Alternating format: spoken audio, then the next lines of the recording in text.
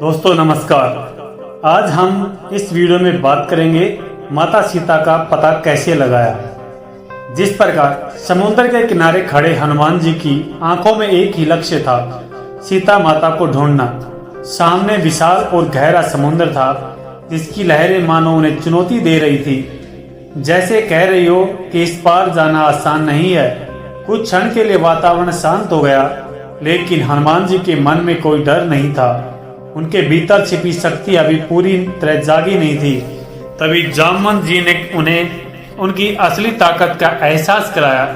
उन्होंने कहा कि तुम पवन पुत्र हो, तुम्हारे अंदर असीम शक्ति है और इस कार्य को पूरा करने की क्षमता सिर्फ तुम में है। ये सुनते ही हनुमान जी का आत्मविश्वास जाग उठा। उन्होंने आंखें बंद की, श्री राम का नाम लिया और अचानक उनका शरीर विशाल हो गया। उनकी आवाज गूंज उठी, जय श्री राम। उसी क्षण उन्होंने एक लंबी छलांग लगाई और आकाश में उड़ चले। हनुमान जी हवा से भी तेज गति से उड़ रहे थे। नीचे अथाह समुद्र और ऊपर अनंत आकाश था। उनकी यात्रा आसान नहीं थी। रास्ते में सबसे पहले सुरसा नामक की राक्षसी आई, जिसने उसका सारा रास्ता रोक लिया और कहा कि आज वह उन्हें अपना भोजन बनाएगी। हनुमान जी ने बुद्धिमानी से काम लिया। उन्होंने अपना आकार बड़ा कर लिया तो सुरसा ने भी अपना मुंह बड़ा कर लिया। फिर अचानक हनुमान जी छोटे हो गए और सुरसा के मुंह में प्रवेश करके तुरंत बाहर निकल आए। सुरसा मुस्कुराई और बोली कि यह केवल एक परीक्षा थी, तुम इसमें सफल हुए और अपने उद्देश्य में भी सफल होंगे। आगे बढ़ते हुए हनुमान जी का सामना सिंहिका से हुआ, जो छाया पकड़कर शिकार करती थी। इस बार हनुमान जी ने अपनी शक्ति का प्रयोग किया और उसे परास्त कर दिया। अब उनके रास्ते में कोई बाधा नहीं बची थी। कुछ समय बाद उन्हें दूर से चमचमाती हुई सोने की लंका दिखाई दी। रात का समय था और लंका की सुंदरता अद्भुत थी। हर तरफ सोने के महल, ऊंची दीवारें और पहरेदार राक्षस थे। ये शहर जितना भव्य था उतना ही खतरनाक भी था। हनुमान जी ने तुरंत अपना रूप छोटा कर लिया और चुपचाप लंका में प्रवेश कर गए। वे हर जगह खोजते रहे, लेकिन सीता माता का कहीं पता नहीं चला। अंत में वे अशोक वाटिका पहुंचे। वहां उन्होंने एक पेड़ के नीचे बैठी एक स्त्री को देखा, जो अत्यंत दुखी दिखाई दे रही थी। वह सादा वस्त्र पहने थी और चारों ओर राक्षसियां उन्हें डराने की कोशिश कर रही थी, लेकिन उनके चेहरे पर अडिग विश्वास था। वे बार बार श्री राम का नाम ले रही थी। हनुमान जी समझ गए कि यही सीता माता है। हनुमान जी ने पेड़ पर बैठ गए और सही समय का इंतजार करने लगे। जब राक्षसियां वहां से चली गई, तब उन्होंने धीरे से श्री राम की अंगूठी नीचे गिराई। सीता माता ने अंगूठी को देखा और उनकी आंखों में आशा की चमक आ गई। उन्होंने तुरंत पहचान लिया कि ये श्री राम की ही अंगूठी है। तभी हनुमान जी उनके सामने प्रकट हुए और विनम्रता से बोले कि वे श्री राम के दूत हैं। ये सुनकर सीता माता की आंखों में आंसू आ गए।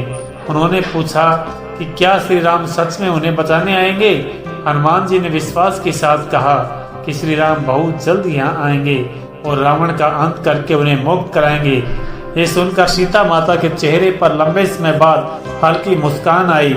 सीता माता से मिलने के बाद हनुमान जी ने सोचा कि अब समय आ गया है कि रावण को अपनी शक्ति का एहसान कराया जाए। उन्होंने अशोक वाटिका को तहस नहस करना शुरू कर दिया। पेड़ उखाड़ दिए, राक्षसों को परास्त कर दिया और पूरे लंका में हलचल मचा दी।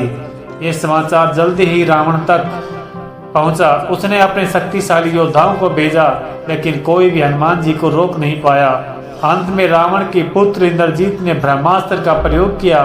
हनुमान जी जानते थे कि यह ब्रह्मास्त्र है और उसका सम्मान करना चाहिए, इसलिए उन्होंने जानबूझकर खुद को बंधन में आगे आने दिया। हनुमान जी को बांधकर रावण के दरबार में लाया गया। रावण उनके भव्य सिंहासन पर बैठा था और उसके चेहरे पर घमंड साफ झलक रहा था। उसने क्रोध में पूछा कि तुम कौन हो और यहाँ क्यों आए हो। हनुमान जी ने बिना डरे उत्तर दिया कि वे श्री राम की दूत हैं। ये सुनकर रावण हंसने लगा और बोला कि एक साधारण मनुष्य उसका क्या बिगाड़ सकता है। हनुमान जी ने शांत स्वर में कहा कि श्री राम साधारण नहीं हैं, वे धर्म के प्रतीक हैं और अभी भी समय है कि वह सीता माता को लौटा दे। ये सुनकर रावण क्रोधित हो गया और उसने हनुमान जी को मारने का आदेश दिया। तभी उसके भाई विभीषण ने समझाया कि दूत को मारना अधर्म है। तब रावण ने आदेश दिया कि हनुमान जी की पूंछ उनको बहुत प्यारी है तो उसमें आग लगा दी जाए। राक्षसों ने उनकी पूंछ में कपड़ा लपेटा और उसमें आग लगा दी।